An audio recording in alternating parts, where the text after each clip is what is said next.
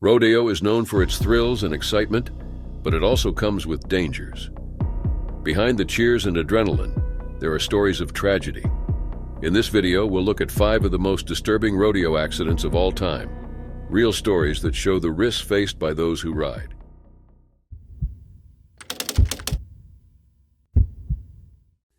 It was July 30th, 1989 at the Cheyenne Frontier Days Finals. Lane Frost, a 25-year-old rodeo star, was about to have his last ride. Born on October 12, 1963, Lane was famous for his bull riding skills and charismatic personality. Growing up in Lane, Oklahoma, he was introduced to rodeo by his father, Clyde, a rodeo cowboy. Although Lane initially showed little interest, his passion for bull riding grew over time. Lane quickly rose in the rodeo world. By 1987, he was named world champion bull rider. That same year, Red Rock, a legendary bucking bull owned by John Groney, was named Bucking Bull of the Year. In 1988, Lane and Red Rock faced off in the Challenge of the Champions, where Lane made history by being the only cowboy to stay on Red Rock for a full 8 seconds. Lane's dedication to fans set him apart. He was known for signing autographs and making time for everyone interested in rodeo. Flint Rasmussen, a retired PBR rodeo clown, and John Groney, a notable figure in the rodeo community, both remembered Lane as a highly marketable cowboy, whose personality and talent left a lasting impact on the sport. On that day in July 1989, Lane was set to ride a bull named Taken Care of Business. The day was cool and rainy, a typical summer day in Wyoming.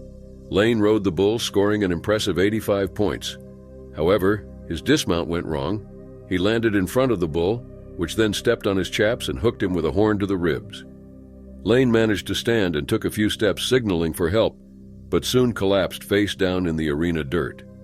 Dr. Skip Ross, the first responder, rushed to Lane's side. The injuries were severe. Broken ribs had pierced his heart. Despite Dr. Ross's efforts for 90 minutes, it was clear the injuries were fatal. Lane Frost was gone. The impact of Lane's death was profound. His friend Cody Lambert, along with Tuff Hedeman, both traveling partners of Lane, were deeply affected. Cody Lambert went on to develop a protective vest for bull riders, a crucial piece of equipment that has since saved countless lives in the sport. Lane's death showed the dangers of bull riding and led to significant safety improvements in rodeo, including the adoption of helmets by many riders. Lane's legacy continued to influence future generations of bull riders. J.B. Mauney, one of the most successful bull riders, cited Lane as a major influence. The film 8 Seconds, starring Luke Perry as Lane, further secured his status as a rodeo legend and introduced his story to a broader audience. Elsie Frost, Lane's mother, remembered her son not just as a talented cowboy, but as a person with a big heart and a gift for connecting with people. Lane's dedication to his faith was also a significant part of his life. In his memory, Elsie created the Cowboy Bible, which she distributes to kids across the country for free, keeping Lane's spirit alive and promoting Christian values in rodeo. Lane's story also touched Parker Breeding, another rodeo cowboy, whose father, Scott Breeding, was present on the day Lane died. Parker grew up hearing about Lane's last ride and the changes it brought to bull riding.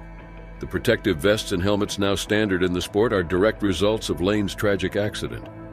The rodeo community and Lane's family have worked tirelessly to ensure that his legacy lives on. Stetson Frost, Lane's nephew, founded the Lane Frost brand, which markets merchandise celebrating Lane's life and the cowboy way. Lane's influence extends beyond rodeo, touching the lives of athletes and fans alike who admire his dedication, charisma, and sportsmanship.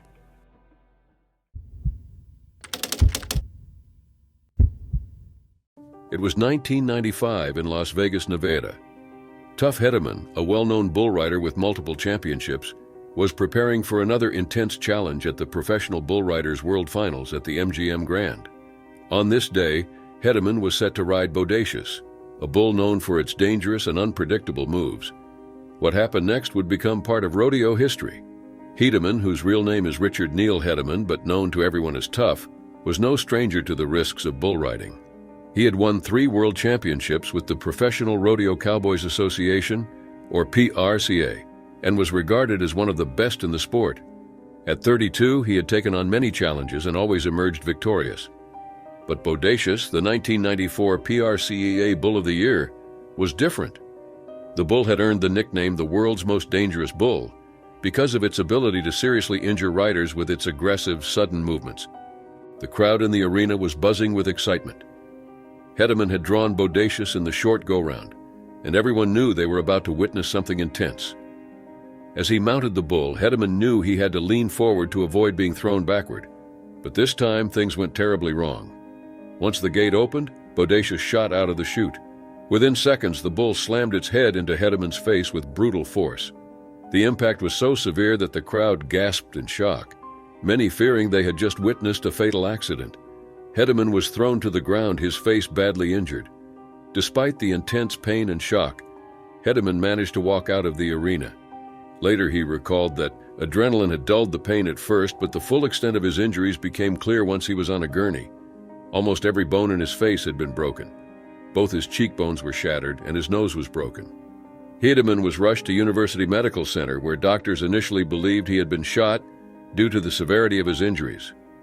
Doctors worked for 13 hours over 2 surgeries to rebuild Hedeman's face. They inserted 6 titanium plates to hold his bones together. The recovery process was long and painful. Hedeman lost 25 pounds and was so unrecognizable that his young son Lane could only identify him by his voice. This wasn't the first time Hedeman had faced life-threatening injuries in the arena. In 1993, he had been temporarily paralyzed after being thrown off a bull during the National Finals Rodeo in Las Vegas. That injury had kept him out for the entire 1994 season, but by 1995, Hedeman had fought his way back to the top, ranking 3rd in the world standings for bull riding. Even after the horrific accident with Bodacious, Hedeman's determination didn't fade. 6 weeks after the surgery, he returned to Las Vegas to compete in the National Finals Rodeo. Despite the odds, he managed to ride 5 of the 10 bulls he faced, a remarkable achievement given his recent injuries. But when he drew Bodacious again in the 5th round, he made a surprising decision. Hedeman chose not to ride. When the chute opened and Bodacious charged out, the crowd was silent, holding their breath. As the bull stormed through the arena, the audience applauded not just the bull, but Hedeman's bravery and decision. Hedeman acknowledged the crowd, thankful for their support and confident in his choice. Years later, Hedeman would reflect on that moment, saying, "All I'll say is I'm still here and he's not." Bodacious was retired from rodeo in 1995 after nearly causing another rider, Scott Bredding, severe injury. The bull lived the rest of his life on a Texas ranch and died in 2000 at age 12. Hedeman, on the other hand, continued to contribute to the sport, later becoming a promoter and a mentor for younger riders.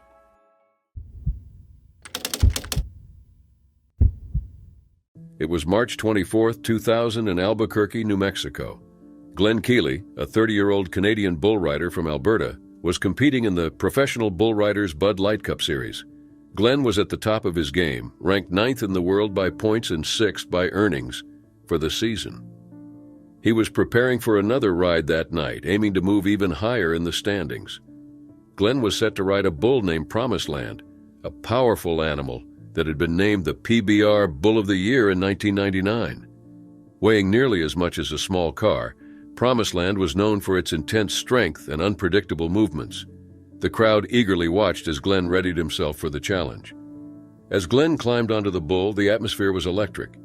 In bull riding, the goal is to stay on the bull for 8 seconds while it bucks and kicks with all its might. Glen was experienced and confident, having ridden bulls for over a decade. When the buzzer sounded, Promised Land exploded from the chute, bucking wildly. Glen held on as long as he could, but moments into the ride, he was thrown off. The fall was rough, and before Glen could get back on his feet, the bull's hind legs came crashing down on his chest.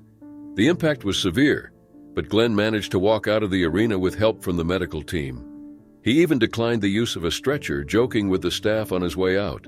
To those watching, it seemed like he would recover. However, when Glen arrived at the University of New Mexico Hospital, it became clear that his injuries were far more serious than expected. He had suffered major internal injuries, including a lacerated liver. Despite emergency surgery, Glen Keeley passed away before 10 p.m. that night. News of Glen's death shocked the bull riding community. Fellow rider Greg Whitlow described the loss as a heavy blow, saying, "It's a sad day for all of us. He was on top and enjoying every minute." Glen's death was the first high-profile tragedy in North American bull riding in 6 years, leaving a lasting mark on the sport. Glen's family knew the risks that came with bull riding, His brother Jason had been seriously injured by a bull years earlier, leaving him in a coma for 2 weeks. Despite this, Glen's passion for the sport never faded. He had loved bull riding since childhood and was determined to continue for at least 1 more year. Cody Snyder, a former bull rider turned commentator, compared the thrill of riding bulls to scoring a goal in the National Hockey League, describing it as the ultimate rush. This love for the sport was shared by many in the rodeo world, even though the risks were always present. The day after Glen's death, the competition continued, but it was filled with grief. Cowboys wore memorial stickers on their vests in honor of Glen, and a press conference was held to address the tragedy. Dr. Tandy Freeman, who treated Glen, explained that his vitals had been stable until surgeons discovered the extent of his internal injuries, at which point he essentially bled to death before they could save him. At the 2000 PBR World Finals, there was a tribute to Glen Keeley. He had been sitting 9th in the standings, having earned nearly $34,000 that season. Glen's legacy was honored through the Glen Keeley Memorial Bull Riding event and a scholarship fund created in his name. To this day, a Canadian cowboy is awarded the Glen Keeley Award at the PBR World Finals, keeping his memory alive. Glen Keeley's funeral was attended by over 1,500 people, including many cowboys and fans from around the world. He was remembered as a talented, kind, and humble man who died doing what he loved. Though the grief was deep, Glen's impact on the rodeo community and those who knew him continues to be felt.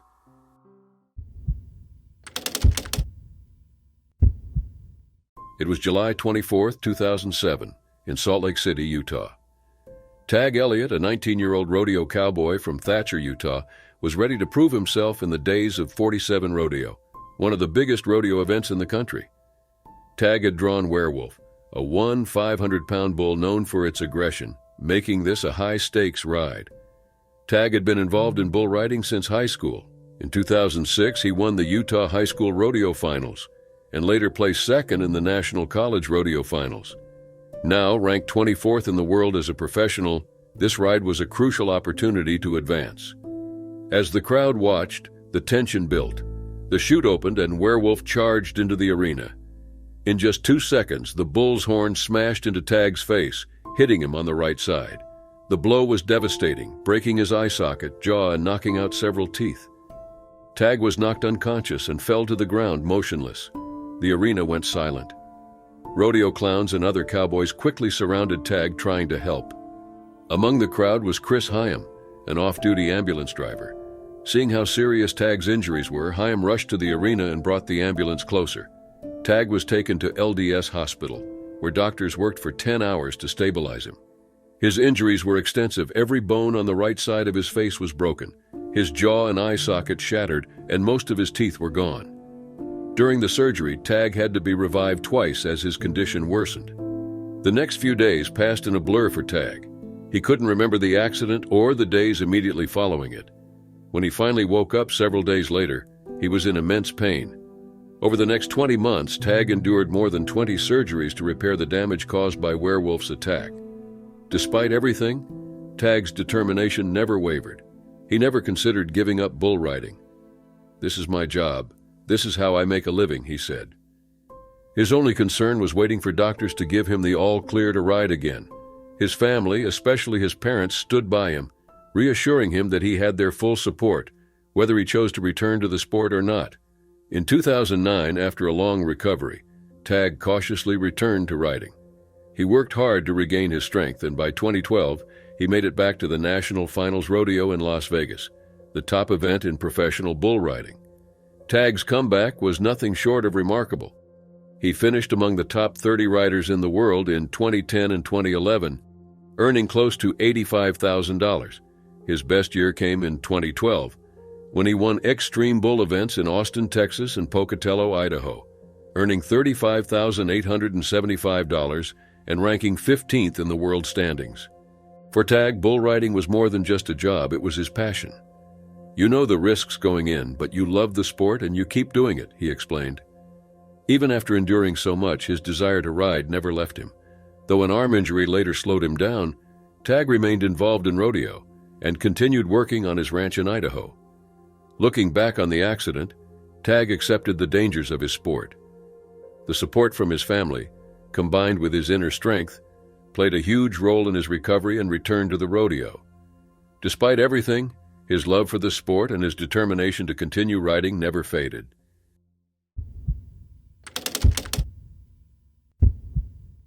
It was September 6, 2023, in Lewiston, Idaho. J.B. Mauney, a 36-year-old two-time world champion bull rider, was preparing for yet another challenge. Known for his fearless style and exceptional talent, Mauney had become one of the most respected bull riders of his time. But this day would mark a significant turning point in his career. Mauney was competing in the PRCA Pro Rodeo event, a stage where he had faced both victories and hardships. The bull he was about to ride, Arctic Assassin, was infamous for its aggression. As Mauney climbed onto the bull, the crowd braced themselves for another thrilling performance from the seasoned rider.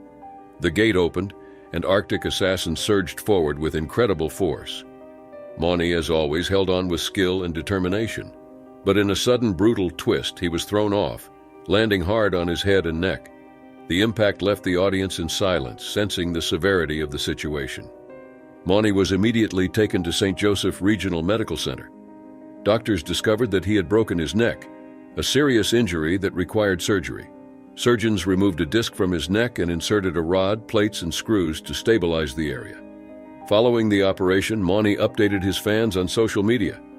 "I had surgery on my neck, which involved a rod, plates, screws, and disc removal. It went well," Mauney shared. Despite the successful procedure, he had to make the difficult decision to retire from bull riding. "Unfortunately, this surgery ended my career. I'm doing well and on the road to recovery." The news shocked the rodeo world. Fans and fellow riders expressed their admiration and respect for Mauney's incredible career. Country singer Parker McCollum referred to him as the GOAT on social media. Professional bull riders announcer Rafael Villela also honored Mauney, saying, "J.B. Mauney retires, but his legacy will never be forgotten. You are a legend." Mauney's retirement closed the chapter on a career that spanned nearly 2 decades. Born on January 9, 1987 in Mooresville, North Carolina, he had a passion for bull riding from an early age. His journey began in 2006 when he entered the Professional Bull Riders League and quickly earned the title of Rookie of the Year. Throughout his career, Mauney achieved remarkable success. He won the PBR World Championship twice, in 2013 and 2015, and the PBR World Finals in 2009 and 2013. His consistency was unmatched, qualifying for the PBR World Finals every year from 2006 to 2020. In 2016, Mauney became the first cowboy to surpass even $1 million in career earnings, solidifying his status as a top athlete in the sport. His nickname, Dragon Slayer, reflected his ability to take on the toughest bulls. However, his career was also filled with dangerous injuries. In early 2023, he was knocked unconscious by a bull at the Houston Livestock Show and Rodeo. In 2021, he sustained facial injuries after being thrown from a bull at the National Finals Rodeo. Over the years, he suffered numerous other injuries, including broken legs, a dislocated shoulder, and a lacerated kidney. Despite these setbacks, Mauney's determination always brought him back to the arena. The injury in Lewiston, though, was different. It wasn't just another challenge to overcome. It marked the end of his time in the sport. The PBR League acknowledged his retirement, saying, "The sport of bull riding will never be the same. Thank you for the countless memories and unforgettable moments." Fellow rider Cody Nance also paid tribute, writing, "It's been great riding with you all these years, champ. You've inspired me and so many others. Enjoy your retirement and your beautiful family, brother. It's been an honor." Mauney expressed his gratitude to his supporters, fellow riders, and the medical staff at St. Joseph Regional Medical Center. "Surgery went great, and I want to thank everyone at St. Joseph Regional Medical Center for taking care of me," he said. As Mauney steps away from the sport, his legacy remains intact. He leaves behind a remarkable career filled with records, achievements, and unforgettable moments that have inspired a new generation of bull riders. His fearless approach and skill will continue to be remembered as the benchmark for excellence in the sport.